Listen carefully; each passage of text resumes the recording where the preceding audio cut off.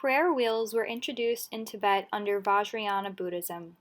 This form of Buddhism was founded in the 5th century in India and is now largely practiced in Tibet.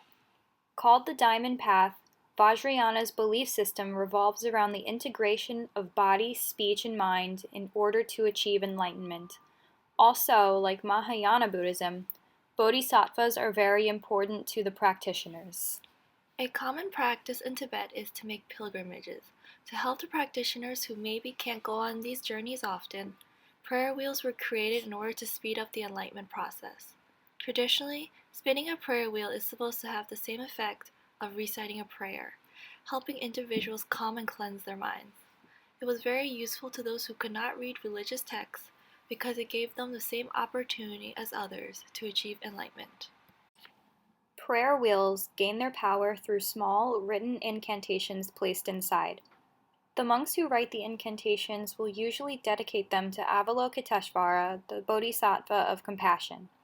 His incantation is Om Mani Padme Hum. Reciting this is especially important to practitioners of Vajrayana Buddhism because they believe it will bring them one step closer to understanding the true meaning of the universe beyond the material world.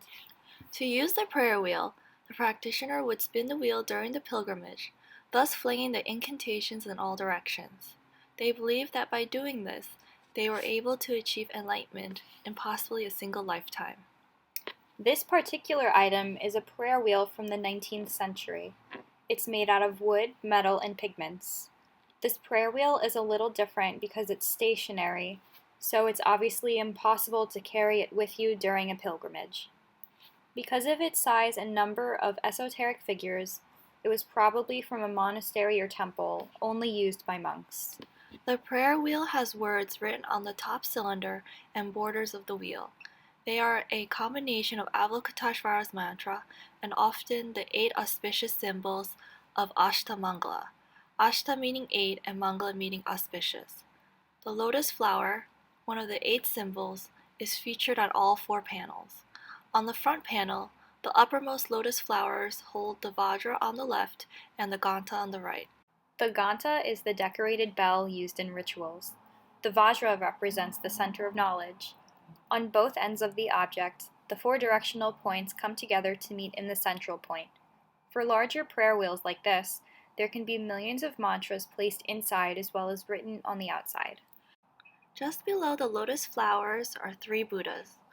We are able to tell that these figures are indeed Buddha because they're in traditional monk garments and they are all free of all jewelry and material possessions.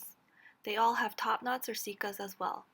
The Buddha in the center is making the Bhumi Sparsa Mudra, which is the earth-touching gesture, while the Buddhas on the left and right are making the Dharma Chakra Mudra, which is turning the wheel of the law. The Buddha in the center is possibly an image of the central Jina Buddha, Vairochana, because he's white in color. The figure on the left could be the Western Buddha, Amitabha, because of his red color. In the center of the left panel we can see Tara. When shown as green, she represents enlightened activity. She is sitting in half lotus on top of a lotus throne. Her right hand is doing the gift bestowing mudra, while her left hand is holding a lotus. She is seen here wearing a crown and a billowing celestial robe.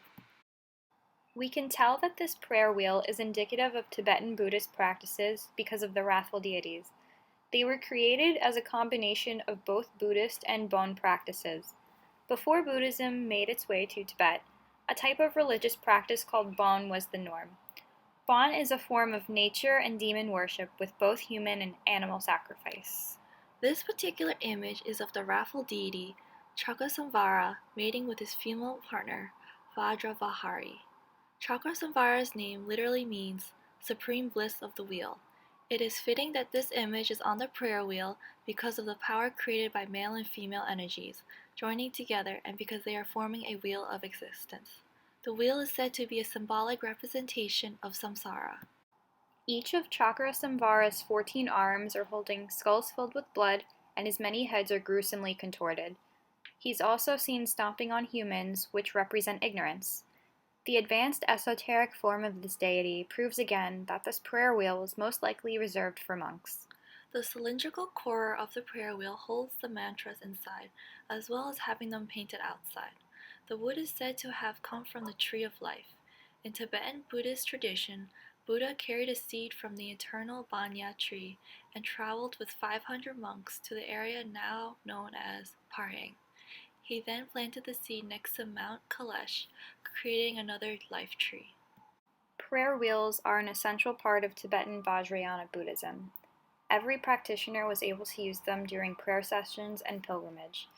It was an all-inclusive way to help guide the practitioner towards enlightenment.